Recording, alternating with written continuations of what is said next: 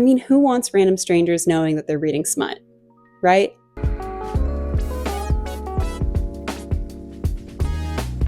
Hi there, my name is Tessa, and what do Zoran Mamdani, Luca Guadagnino, and Trisha Paytas all have in common? Well, like a million other people, they've been watching Heated Rivalry, or as you might have heard it referred to as the gay hockey show. But honestly, it's so much more than that. I'm coming to the cottage.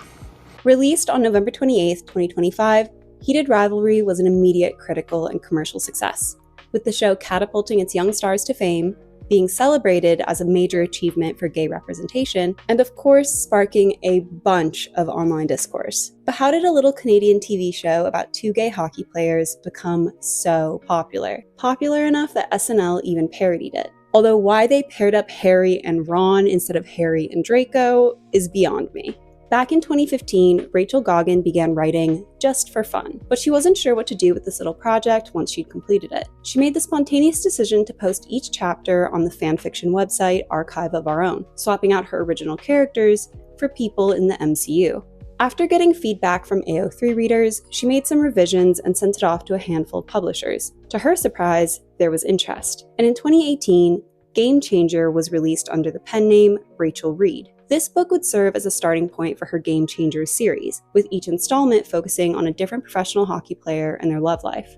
Growing up in Nova Scotia, Canada, Rachel played hockey as a kid and was a lifelong fan of the sport, which influenced the direction of the story, and she found that hockey provided the perfect backdrop for classic romance tropes like enemies to lovers and secret relationships. Before the show aired, I'd only heard about Heated Rivalry in passing, mostly lumped into conversations about the sports romance genre, which has absolutely exploded in popularity over the course of the last decade. The genre spans everything from football to Formula One, with pairings often featuring rivals, teammates, or fans falling for various athletes. The jock has been a staple archetype in the romance sphere for ages, usually quarterbacks. But what feels newer is how these stories are tied to the actual sport. It isn't just mentioned in passing. With hockey becoming one of the most popular settings in the romance space, there's been an increase in female interest in the actual sport, or perhaps more accurately, the players. People started referring to the ice rink as the boy aquarium, treating the players like fish behind a glass wall. And thirst trap videos of the players would routinely get millions of views on social media. Some teams leaned into this objectification as a marketing tactic, while others expressed that it made the players uncomfortable. Either way, it proved that the culture at large was intrigued by hockey. And while the publishing industry were the first to profit off of that, they certainly weren't the last. I hope that the success of Heated Rivalry is proof that American audiences are ready for more shows about hockey, okay? In 2023, writer/director/actor Jacob Tierney slid into Rachel Reid's DMs and asked if she'd ever consider adapting her books for television. A fellow Canadian with a love of hockey and men, he'd listened to the Game Changers audiobooks during COVID and found himself completely hooked. Like any author, Rachel was on board pretty quickly, and Jacob pitched the project to Canadian streaming service Crave, who greenlit the series, and development began in early 2025. While a handful of steamy book series had gotten TV adaptations over the years, like Outlander and Bridgerton, Game Changers was a new concept, as it dealt with a gay relationship in a very heteromasculine sport. That combination didn't seem to have the broadest appeal, and as Rachel herself said, that kind of thing, quote, doesn't happen to authors of sexually explicit queer romance novels about hockey players. The Heated Rivalry TV series is an adaptation of the second book in the Game Changers series, which centers on the decade-long situationship between Shane Hollander, the Canadian captain of the Montreal Metros, and Ilya Rozanov, his Russian rival playing for the Boston Raiders.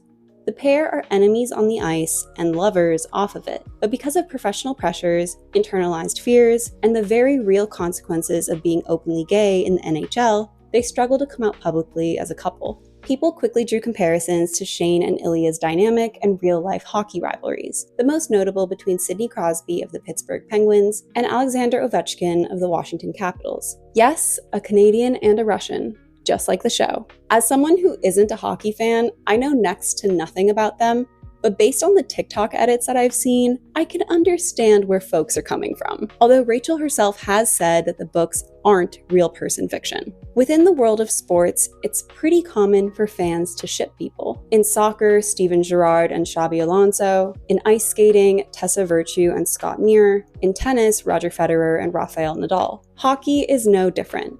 It just has more reach in the literature space.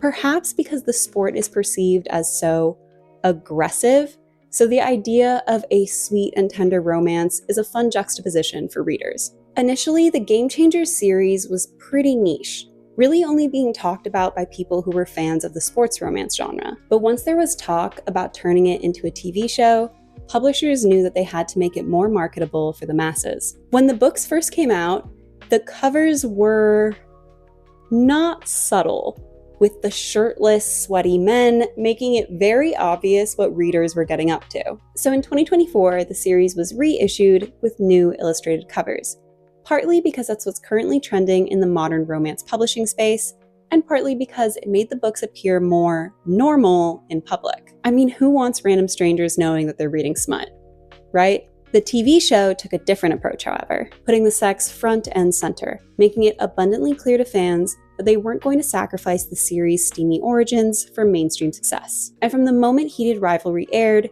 it was a phenomenon, with more and more people talking about it every single week. And by the time the finale episode aired, sales of the Game Changer books had increased by 600%. But as obsessed as people were with the show, they were even more obsessed with its lead actors. Hudson Williams, who plays Shane, was born on February 13, 2001, to a Korean mother and a British-Dutch father. He grew up in Kamloops, British Columbia, before moving to Vancouver in 2020 for college. While there, he was in a handful of short films and was a server at the Old Spaghetti Factory. You gotta do what you gotta do. Connor Storrie, who plays Ilya, was born on February 22, 2000, and spent his early years in Texas, where his bodybuilder parents pushed him into gymnastics. He expressed an early interest in acting and actually dropped out of high school before moving to LA to audition for different roles. Similar to his co-star, he waited tables and appeared in several short films before his Heated Rivalry fame. And you might have also seen him in Joker Folie à Deux as the real Joker who kills Joaquin Phoenix's character. Despite its popularity, the romance genre often gets the short end of the stick, with people often passing it off as a guilty pleasure or even something to be embarrassed about. But for once, the entertainment industry seems to be embracing Heated Rivalry with open arms. The two stars were presenters at the Golden Globes, where other actors just couldn't get enough of them. Hudson made his runway debut for D Squared, and his other Milan Fashion Week attendances were heavily publicized. Connor was recently spotted grabbing lunch with award-winning director Luca Guadagnino, perhaps hinting at a future collaboration, and together they carried torches at the 2026 Olympic Winter Games. So safe to say, they're the it boys of the month. As the main characters, the two can be credited for a lot of the show's success, and their breakout stardom is totally deserved. Besides just being solid actors, they're also marketing geniuses, giving 110% to the press tour and having absolutely no shame about the show's content. You know that this is real. The two have called themselves besties, and while I do think that that's more of a PR move than anything else, I do respect their commitment to the bit, even getting matching sex sells tattoos. I will admit the sudden switch from anonymity to fame is absolutely terrifying to think about. I mean, back in October, both Connor and Hudson had about 10,000 followers on Instagram. Today, they have almost 3 million. But I guess that's what happens when you give the world a hot, talented, unknown actor instead of the dozenth Nepo baby. Now, the hockey fandom is known for having a brand of hypermasculinity that often veers into toxicity, hence why all of the characters in Game Changers are so hesitant about making their relationships public. But who would have thought that the Heated Rivalry superstans would beat them at their own game? Trying to log off, it's getting a bit crazy. I blocked Twitter from my phone. I don't want to know what people are saying in that cesspool. Although I have an interest in pop culture, I've made a point of not building a parasocial relationship with any of the celebrities that I like. I'm not following a dozen fan pages or tweeting about them incessantly or keeping tabs on every single person who's ever mentioned them. That's mainly because I understand that regardless of these people's fame, they are strangers who don't actually owe me anything. Unfortunately, a lot of people aren't great about making that distinction, and they feel entitled to a person's entire existence simply because they're famous. If you've ever come across stan Twitter shenanigans, then you know that it's an echo chamber of negativity where thousands of people are just riling themselves up over nothing. But of course, they're not the biased ones. Everyone else is. A lot of them don't even realize that the teeny tiny corner of the internet that consumes their entire life means absolutely nothing in the real world, which I honestly think is the reason why they're so aggressive and confrontational. That sad, hateful community is all they have. Just like clockwork, this cycle of toxicity is happening within the Heated Rivalry fandom, where people are not only claiming ownership over the characters, but the actors themselves. Since the show began airing, Connor and Hudson have been hounded with questions about their relationship status and sexual orientation, which should really be nobody's business but their own. But of course, crazy fans will be crazy fans, and they've pored over both of the actors' social media channels for evidence. In Hudson's case, fans have speculated that he has a girlfriend, leading to all sorts of heinous comments criticizing her looks and questioning his loyalty. Meanwhile, Connor is rumored to be dating Francois Arnault, who plays Scott Hunter in Heated Rivalry. Both are playing coy about it, but they've been spotted around town a good amount, outraging fans who think the relationship is standing in the way of their real-world Hollandov shipping. I mean, I've even seen some people allege that he's a predator because he's 40 while Connor is 25. Please get a grip. He was not lurking in a corner waiting for Connor to turn 18. They're just two grown men who may or may not be swapping spit. All of these people are supposedly fans of a show about gay love and are hoping and praying that Shane and Ilya can come out of the closet and be happy. But simultaneously, they're terrorizing the only main cast member who is openly queer. Make it make sense. As Francois says himself, quote, "I think it's a lot of younger fans who don't really understand the difference between reality and fiction. I honestly wish they would just re-watch the show, because it doesn't seem like they got its message. Pay attention more closely. Did we watch the same show?"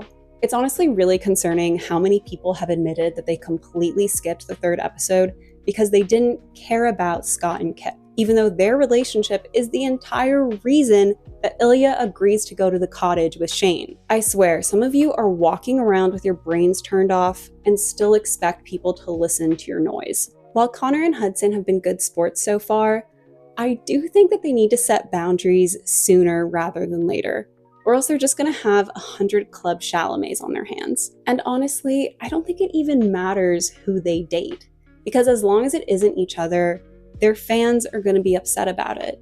Because all they wanna do, whether it's on screen or off screen, is fetishize these men. Many fans of Heated Rivalry have self-identified as fujoshi, a term used to describe women who are obsessed with BL and MLM media. There are a lot of theories as to why women tend to gravitate towards male-centered love stories. Some say it's because without a female lead, women are able to enjoy the romance without having to navigate the baggage of traditional heterosexual gender roles. Others say it's a fun fantasy where women get to see men interact with each other in an intimate way that doesn't really happen in real life. And some say that the format makes it easier to lust after both characters instead of just one. In the case of Heated Rivalry, I think it's a bit of all three, both when it comes to its original book fandom and its newer, more vocal TV counterpart.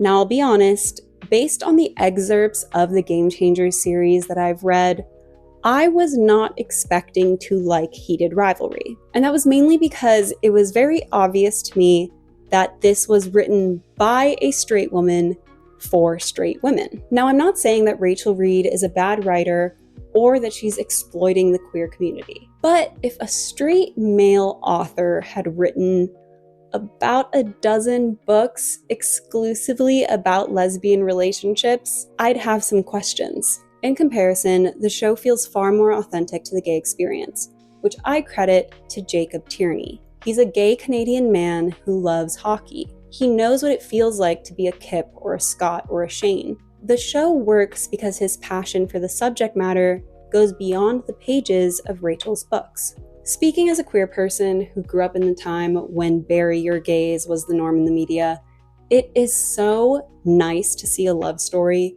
where the people aren't just miserable the entire time, which is something that I will applaud Rachel for, because she made a point of asking queer men about their experience and knew that a happy ending was something that she had to prioritize. Although I would love to see more queer stories that are actually written by queer people make their way on screen, there is something to be said about allyship. Even small amounts of positive representation are a good thing, especially in this day and age when the Donald Trump administration is waging war against the LGBTQ+ community. Another reason I wasn't sure about Heated Rivalry at first was because I just wasn't sold on Rachel's depiction of Shane, which definitely felt like it came from a white perspective. A gay Asian character is a rarity in Western media, like I can probably count them on one hand. But I feel as though Shane's racial background is very rarely factored into the story. Like in the show, they basically only ever mention it when it comes to sponsorships. But as someone who is Asian,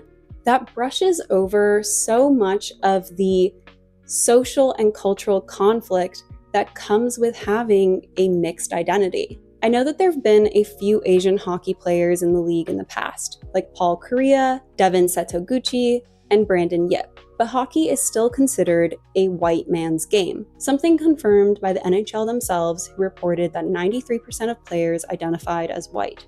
I just find it interesting that Rachel tried so hard to comment on the homophobia and toxic masculinity in hockey, but not the racism.